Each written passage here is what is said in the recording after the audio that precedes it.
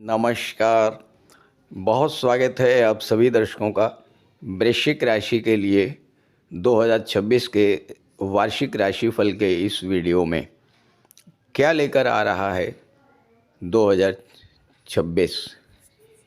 जी हाँ, इस वीडियो में हम इसी बात पर डिस्कस करेंगे कि 2026 आपकी राशि के लिए कौन कौन से चैलेंजेस लेके आ रहा है, कौन सी बातें आपके पक्ष में हैं, कौन कौन सी अपॉर्चुनिटीज़ आपको मिलने जा रही हैं और ये वर्ष आपको किस दिशा में लेकर के जाएगा।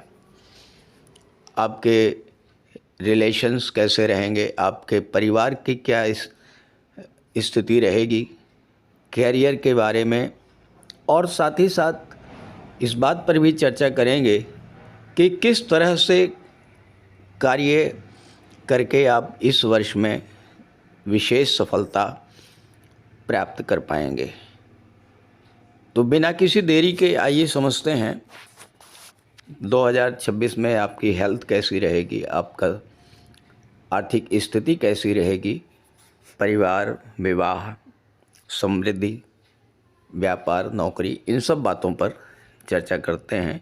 ये विश्लेषण आपकी चंद्र राशि के आधार पर किया जा रहा है। तो ये है वृश्चिक राशि के जातकों की कुंडली। जब भी वार्षिक राशिफल की बात की जाती है तो उन ग्रहों के गोचर पर चर्चा होती है जो एक राशि में लंबे समय तक गोचर करते हैं। अब देखिए, आपकी कुंडली में 2026 में शनिदेव रहेंगे पंचम भाव में और पूरे वर्ष पंचम भाव में ही रहेंगे, लेकिन 27 जुलाई से शनिदेव वक्री हो जाएंगे। 27 जुलाई से शनि जब वक्री होंगे तो फिर शनि जन्य कष्ट बढ़ेंगे। और वैसे भी वृश्चिक राशि के जातक पिछले 2.5 वर्षों से शनि की ढैया झेल चुके हैं। 27 जुलाई के बाद फिर से शनि जब वक्री होंगे तो शनिजन्य कष्ट बढ़ेंगे और ये स्थिति 11 दिसंबर तक रहेगी। अब शनि की दृष्टि आपकी कुंडली के 7वें भाव पर पड़ेगी तो आपके दाम्पत्य जीवन, व्यापार और कैरियर को प्रभावित करेंगे। 11वें भाव पर दृष्टि रहेगी तो आपके इनकम को प्रभावित करेंगे और धन भाव पर दृष्टि रहेगी तो आपके सेकंड हाउस को प्रभावित करेंगे। देवगुरु बृहस्पति आपके गोचर कुंडली में 8वें भाव में गोचर कर रहे हैं और वक्री अवस्था में गोचर कर रहे हैं। 5 दिसंबर को यहाँ पर आए हैं वक्री अवस्था में और इसके बाद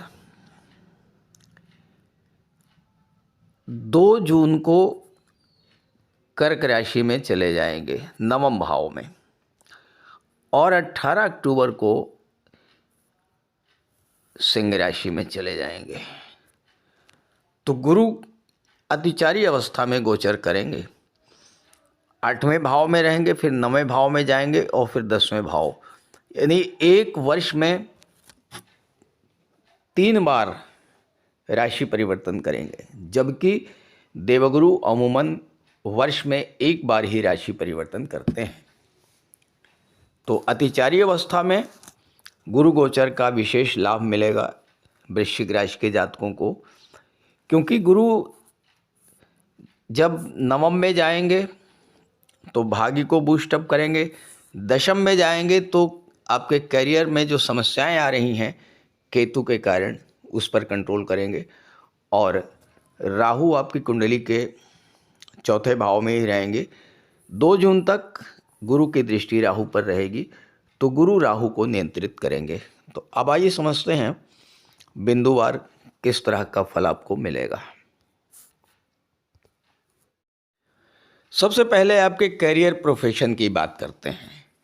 देखिए 10वें भाव में केतु बैठे हुए हैं और केतु क्या करते हैं, केतु डिटैचमेंट पैदा करते हैं, यानी आपको आपके करियर और प्रोफेशन से दूर करेंगे, काम में मन नहीं लगेगा और हो सकता है कि बीच बीच में तमाम तरह की विघ्न बाधाएं आपको मिलती रहें केतु के कारण, और राहु की दृष्टि होने के कारण आपके करियर में लगातार अप डाउन की स्थितियां बनती रहेंगी। तो वृश्चिक राशि के जातकों के लिए 2026 का मूल मंत्र यह है कि आपको अपने काम पर पूरी तरह से फोकस करना होगा। आपको सिर्फ अपने काम से मतलब रखना होगा। आपको काम करना है, काम ही आपका धर्म है, ये इस थीम पर चलिएगा। आप किसी भी काम में हो, आप जॉब में हो, आप फ्रीलांसर हैं, सेल्फ एम्प्लॉयड हैं, प्रोफेशनल हैं, आपका खुद का बिजनेस चल रहा हो, किसी भी क्षेत्र में हो, आप अपने काम को बहुत सम्मान दीजिएगा, रिस्पेक्ट दीजिएगा। आपके पास जो भी काम है, देखिए आज का जो समय है, बहुत से लोग ऐसे हैं जो खाली बैठे हैं, उनके पास कोई काम नहीं है। आपके पास काम है तो जितना एफर्ट कर सकते हैं उतना एफर्ट कीजिए। हालांकि 2026 आपके लिए टर्निंग पॉइंट होने जा रहा है, क्योंकि सूर्य का वर्ष है और सूर्य आपकी राशि के लिए प्रबल योग कारक हैं। तो आपका पूरा माइंडसेट चेंज होके रह जाएगा 2026 में। आपको अपना पूरा माइंडसेट बदलना पड़ेगा। काम में लापरवाही, ढीलापन, काम को कल पर टालने की प्रवृत्ति, ये सारी चीज़ें आपको छोड़ने पड़ेगी। और एक चीज़ और है, जब तक गुरु अष्टम में है, वर्ष के शुरुआती हिस्से में आपको ऐसा भी लगेगा कि जहाँ पर हैं वहाँ पर आप फिट नहीं हो पा रहे हैं, या आपको ऐसा भी लगेगा कि आप करना कुछ और चाहते थे लेकिन कुछ और कर रहे हैं। ऑफिस में जो पॉलिटिक्स चल रही है, जो लोगों का नेगेटिव प्रभाव आप पर पड़ रहा है, उसके कारण आप अपने काम पर पूरी तरह से फोकस नहीं कर पा रहे हैं। इस तरह की चीज़ें केतु महाराज करा देते हैं, क्योंकि केतु सर्वाधिक रहस्यमयी ग्रह हैं। आपके खिलाफ एक जाल बुनेंगे, एक षड्यंत्र की स्थिति बनाएंगे केतु महाराज। तो फिर क्या करना है, आपको इन सब चीज़ों से बिल्कुल अलग होकर के चलना है। किसी के कहने का, किसी की बातों का, ऑफिस पॉलिटिक्स का आपको बिल्कुल भी केयर नहीं करना है। आपको सिर्फ और सिर्फ अपने काम पर फोकस करना है। हालांकि 2 जून के बाद स्थितियां बदलेंगी। मिड जनवरी से फरवरी तक और मई और जून में आपको बड़ी अच्छी अपॉर्चुनिटीज़ भी मिलेंगी। जॉब के नए नए अवसर मिलेंगे, नया काम कारोबार, नया व्यापार आप शुरू कर सकते हैं, नई जिम्मेदारियां आपको मिल सकती हैं। लेकिन मार्च का महीना और मिड सितंबर से मिड नवंबर, ये पीरियड थोड़ा सा रिस्की रहेगा। तो इस पीरियड में लापरवाही मत कीजिएगा, कम्युनिकेशन बना करके रखिएगा, कम्युनिकेशन गैप मत रखिएगा, क्योंकि शनि वक्री रहेंगे और आपकी कुंडली के 3rd लॉर्ड हैं, और वक्री अवस्था में एक भाव पीछे का भी फल देंगे तो 2nd का भी फल देंगे, यानी वाणी और कम्युनिकेशन, इस पर बहुत ध्यान रखना है। अपने बॉस या सीनियर से बिला वजह की बहस से बचना है और अपना कार्य बिल्कुल सहज तरीके से करते रहना है। अगर आप मेहनत और जिम्मेदारी से काम करेंगे, सिर्फ रिजल्ट पर फोकस करेंगे, तो जाते जाते ये साल आपको बहुत बड़ा सम्मान भी दिलाएगा, लाभ भी दिलाएगा और ये साल आपको ये भी सिखाएगा कि किस तरह से चुप रह करके भी स्मार्ट वर्क के साथ व्यक्ति बहुत अधिक पावरफुल बन सकता है।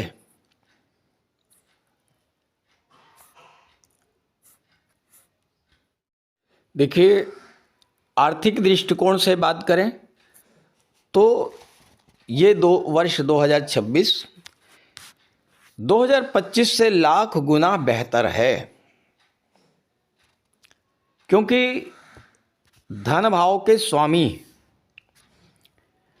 अष्टम में रहेंगे 2 जून तक और धन भाव पर दृष्टि डालेंगे। साथ ही साथ गुरु की दृष्टि 12वें भाव पर पड़ेगी और राहु की दृष्टि भी 12वें भाव पर पड़ेगी, तो 12वां भाव भी एक्टिवेट होगा। और इसके बाद 2 जून के बाद नवम में आएंगे तो भाग्य का सपोर्ट आपको दिलाएंगे और पंचम पर दृष्टि डालेंगे तो शनि के प्रभाव को न्यूट्रलाइज करेंगे। तो इस तरह से आर्थिक दृष्टिकोण से ये साल आपके लिए बेहतर है। हालांकि थोड़े बहुत खर्चे शुरू में बढ़ सकते हैं, क्योंकि गुरु वक्री हैं, अष्टम में बैठे हैं, 12वें भाव को देख रहे हैं और राहु की दृष्टि भी 12वें पर है, तो अचानक से कुछ खर्चे आपके बढ़ सकते हैं। हो सकता है कि आपको कोई बड़ी चीज़ परचेज करें, कोई बड़ी गाड़ी खरीदें, या आपके घर में किसी का विवाह हो तो शादी वगैरह के खर्चे हों, तो इस तरह के खर्चे आपके हो सकते हैं, या कुछ मेडिकल के खर्चे हो सकते हैं। लेकिन अर्निंग आपकी लगातार बनी रहेगी और 2 जून के बाद से आपकी इनकम भी इम्प्रूव करेगी। कोई नया सोर्स ऑफ इनकम जनरेट हो सकता है, प्रॉपर्टी से पैसा मिल सकता है, कमीशन का इंसेंटिव मिल सकता है, पुराने एफर्ट्स का पेमेंट मिल सकता है, कोई प्रॉपर्टी आप सेल आउट भी कर सकते हैं, या रेंटल इनकम बढ़ सकती है, या फिर नौकरी के साथ कोई व्यापार। 2 जून के बाद से आपकी इनकम बढ़ती हुई दिखाई पड़ रही है और वर्ष के अंत तक आपकी अर्निंग बढ़ती रहेगी। हालांकि ऐसा नहीं है कि एकदम से कोई बड़ा लाभ मिल जाए, कोई लॉटरी लग जाए, ऐसा नहीं है। अचानक धन लाभ का योग नहीं है, लेकिन अर्निंग आपकी रेगुलर रहेगी और यही आपके लिए बेहतर है। अब 2026 आपके लिए 2-3 बातों का ध्यान रखना है। एक तो अपने बजट पर कंट्रोल करके चलिएगा, खर्च पर नियंत्रण रख कर चलिएगा और पूरी प्लानिंग के साथ काम करिएगा, तो जो चीज़ें आप पाना चाहते हैं वो चीज़ें आपको मिल जाएंगी। भावावेश में आकर के, भावना के वशीभूत होकर के जल्दबाजी में कोई लोन मत लीजिएगा और कोई फालतू का खर्च मत कीजिएगा। स्मार्ट सेविंग, इमरजेंसी फंड रखिएगा और लॉन्ग टर्म की प्लानिंग कीजिएगा। ये आपके लिए 2026 का आर्थिक दृष्टिकोण से एक सुरक्षा कवच रहेगा। जहाँ तक छात्रों की बात है तो 2026 ये आपकी इंटेलिजेंस और स्टेमिना का टेस्ट लेने वाला होगा, क्योंकि यहाँ शनि बैठे हैं पंचम में, तो आपका फोकस बार बार टूटेगा, तमाम बाधाएं आएंगी और आप दूसरों से अपने आप का कंपैरिजन करेंगे और शायद ये भी हो कि आप अपना मार्ग परिवर्तित करने की कोशिश भी करेंगे। आपको लगे कि जो मैं पढ़ रहा हूँ वो ठीक नहीं है, मुझे कुछ और पढ़ाई करना चाहिए। जो एग्ज़ाम मैं दे रहा हूँ मुझे आप कुछ और एग्ज़ाम देना चाहिए। कुछ चेंजेस करने का मन आपके अंदर होगा। लेकिन जिन्होंने डिसिप्लिन बना करके रखा, यानी फोकस बना करके रखा, और जो पढ़ रहे हैं, जो तैयारी कर रहे हैं, उसी पर फोकस किया तो सफलता भी मिलेगी।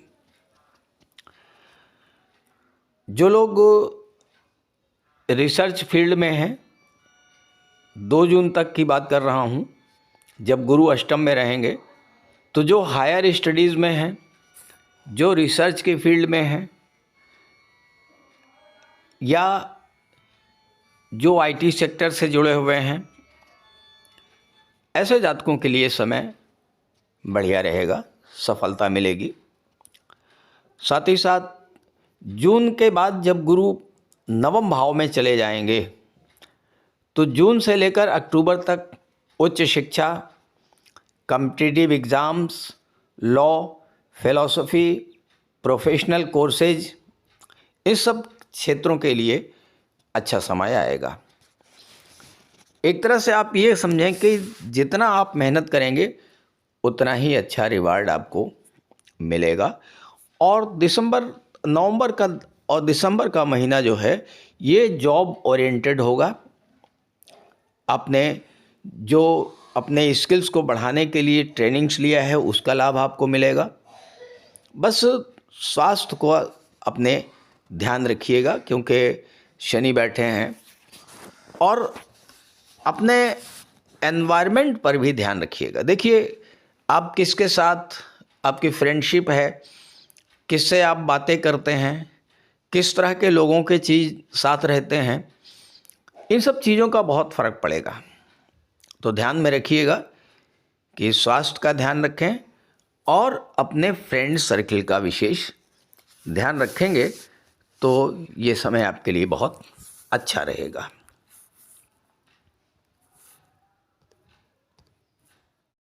अब आपका दाम्पत्य जीवन और लव लाइफ, इस पर चर्चा कर लेते हैं।